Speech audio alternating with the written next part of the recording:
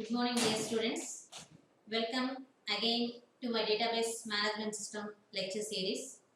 Now, in this lecture, I am going to present a brief introduction regarding or brief coverage regarding database languages. As already you know, what is the purpose of computer programming language or any type of language which is given to the system is for the purpose of communication between the users and the computers. As the computer cannot understand the normal human language, it should be instructed in a different manner what the users want. So whatever we want to give the instructions to the computer system in terms of a way or in terms of a language which can be understandable by the computer system. There exists numerous variety of such type of languages. So likewise, for the purpose of performing the database operations such as database creation, database manipulation, database updation, for that operations also, we need to instruct the computer system to do all these kinds of operations by using certain types of a special language. That types of languages are going to be called as database languages. We will see what are the different types of database languages that are available. See, for example, these are the database languages that are available. The first kind of language is data definition language, data manipulation language, and data control language. So, what are the database languages that are available? DDL, data definition language, DML, data manipulation language, DCL, that is data control language. We will see all the types of languages in with explanation now here. The first type of language is data definition language.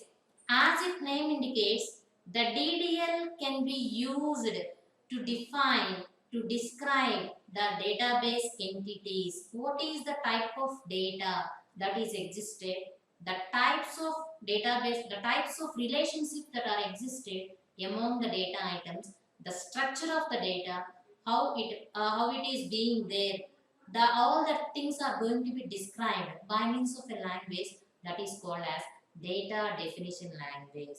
As because the database is going to be created by the database administrators, these type of languages are being used especially by the DBAs for the creation of the databases. So the DDL can be used only for the creation of the databases and are of concern for the DBAs. So the DDL is a descriptive language for defining and constructing the databases. And as already I told, the DDL can be used to specify the data types, structures, relationships, and constraints that are existed among the data items that will be stored in the databases. So the DDL compiler generates the metadata that is stored in the data dictionary. Here we have used the term metadata. What is the purpose of metadata? The metadata can be used for description of the data about data. How the data has been stored. What is the type of data? What kind of relationships existed among the data? All these things will be defined by means of a special dictionary that is going to be called as metadata. As its name indicates, metadata can be defined as data about data. Whatever may be the data that is stored in the database, regarding that data, we are keeping some another data that is nothing but the metadata. That can also be called, that will be stored in a special place that is called as a data dictionary. As its name indicates, dictionary describes the data that is going to be stored in our database. So we'll see in detail about this DDL language. So the next one is, the next type of language is DML. As its name indicates, DML is nothing but data manipulation language. This data manipulation language provides a facility for the application programmers as well as the users to apply certain kinds of operations on the database, that is nothing but manipulating the database.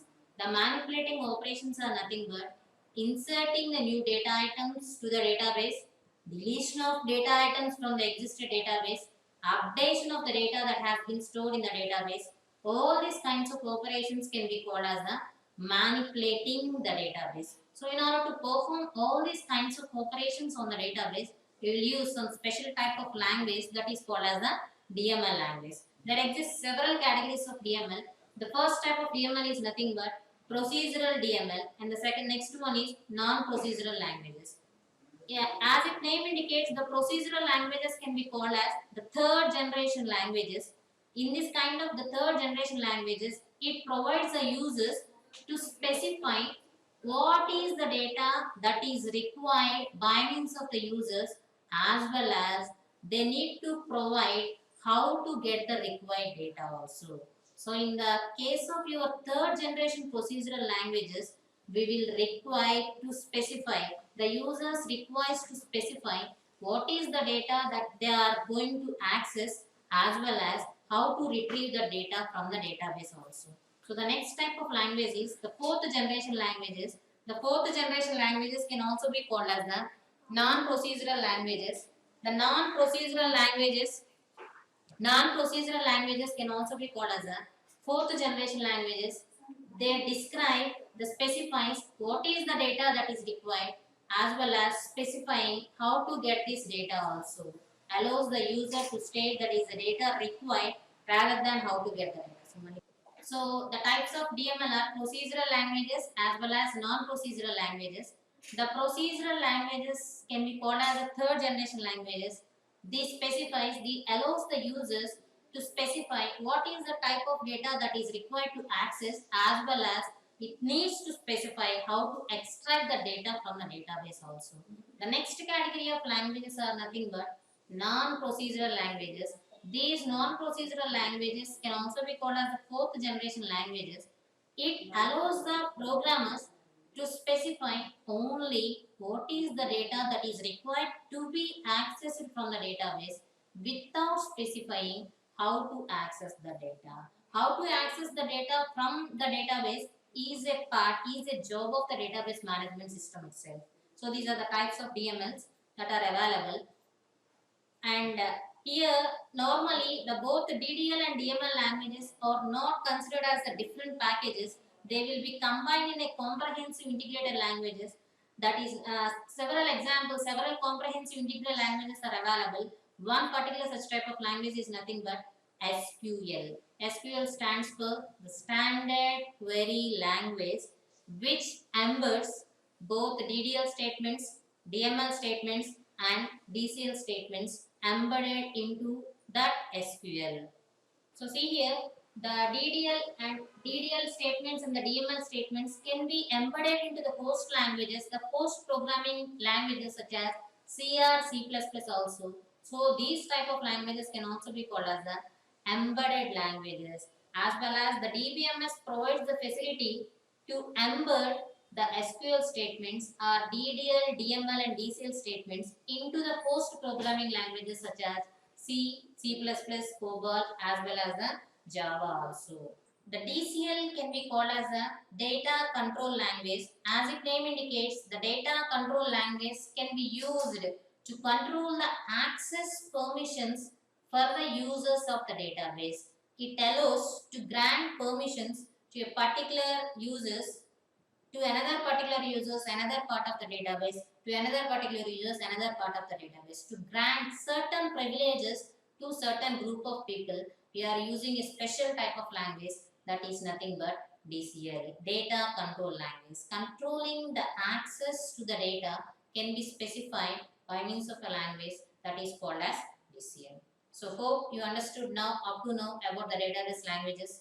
We'll see in the next class.